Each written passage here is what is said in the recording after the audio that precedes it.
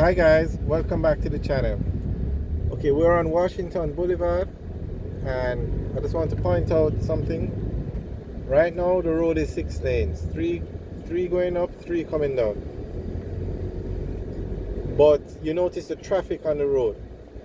Now the reason for this, okay, look in the right lane, looking on the other side of the road, you notice it's empty, there are no cars. So as the problem is, a bottleneck is created at the bridge. Right as you cross the light, there's a bridge. So once we pass the bridge, the traffic is going to flow, and these cars on the right, notice there's no traffic, because guess what? Once you pass the bridge, you're good to go. So now the question is, what's wrong with this bridge? Why is it holding up traffic? So Washington Boulevard is 6 lanes. However, when you get to the bridge, it's only 4 lanes. Not sure what happened if originally the road was 4 lanes and the bridge was built to accommodate 4 lanes and then it was extended to 6. I'm not sure. If anybody can remember what this road was like before it was 6 lanes, let us know. But as of today, the bridge is only 4 lanes. So that's why we have this bottleneck now, because the 6 lanes have to merge into 4 lanes, and then as you go over the bridge, it becomes 6 lanes again.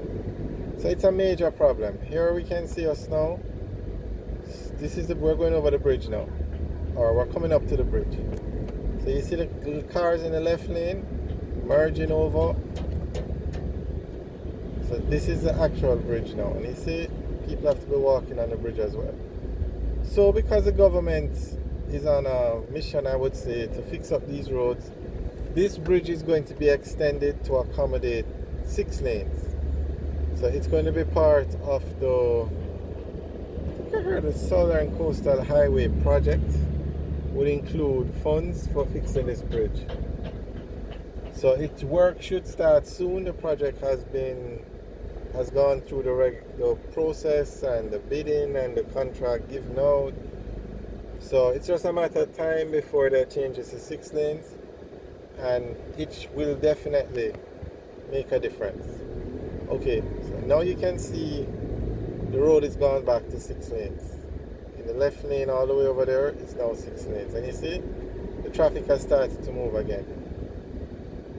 So that's another excellent project the government has undertaken to help fix these major roads in Jamaica. Okay, now we're back at the stoplight, but that has nothing to do with the bridge. Alright guys, we will keep you posted on the project when it gets started, and keep making videos of the progress so you can see how it's coming along. Alright, straight ahead now at this light, if we turn left, we'll go into the Pembroke Hall area, and that's a very large residential area. Where you see the KFC sign, that's the Boulevard Supercenter. It's a huge mall and very popular in Jamaica.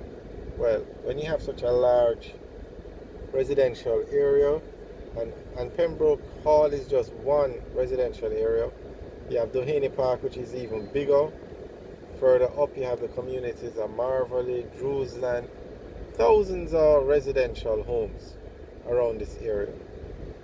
So you'll find that you need 3 things for a successful mall in Jamaica. Build it around a large residential area, put a supermarket in it, and put food stores in it. So this mall, naturally, you see the big sign, KFC is over there, Island Grill is over there, Burger King is over there. And this mall is also the food stores over there. The KFC has a drive-through, the Burger King has a drive-through, and the Island Grill has a drive-through. There's no other mall in Jamaica that has 3 drive-through restaurants in it. You might have 3 restaurants, but only 1 have a drive-through because of the space. But the Boulevard Supercenter was built on a large piece of land. It's a huge mall, so large that you can have 3 drive-thrus. And the supermarket over there is Lee's Food Fair. So right away, once you have those 3 ingredients, build it in a large residential area, food stores and a supermarket, the mall will be successful. So that mall does extremely well. Every store in there is rented, and those stores are inside the mall. It's actually what people in America would consider a mall. It's not a plaza where everything is accessed from the outside. This is a mall where you go inside and then you access the stores from inside. So you know though, that means those stores have to have AC because there is no door or anything to the outside. So you know the rent and the maintenance over there must be extremely high, and also the electricity bill. And in Jamaica, the cost of electricity is a major, how would you say, cost when you're doing anything, from manufacturing to your home to running a store. Alright, we're now coming up to the intersection with Malines Road. You turn left, you take Malines Road up to Red Hills. You turn right, you take Malines Road into Halfway Tree. Now this gas station on the right, the Total, that was the busiest gas station in Jamaica at one time. So when you were leaving Kingston, this is the gas station you would have to stop at. After you pass this gas station, there were no more gas stations until you got into Portmore or got into Spanish Town. So mark you, it's no longer the busiest. Times have changed, a lot more gas stations have been put in place, new roads have been built, but once that was the number one, the best selling gas station, I should say. It used to sell more gas than any other gas station in Kingston.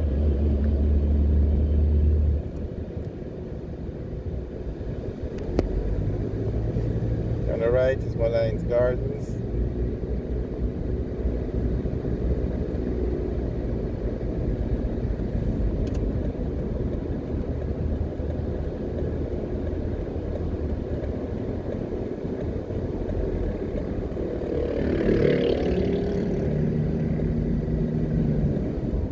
Alright, on the left now, we're going to turn in is Sovereign Center. This is a small plaza, but it has the Super Plus. Oh my god, Super Plus, not Super Plus. Super Plus was a supermarket chain in Jamaica. I think they were the largest at one time in terms of the number of stores, but they closed down. This is a Shoppers Fair, and it's a Super Shoppers Fair. You can see the sign says Super Shoppers Fair, and that's because of the size of the supermarket. Alright guys, thanks for watching. Remember to like, share and subscribe. Have a good day.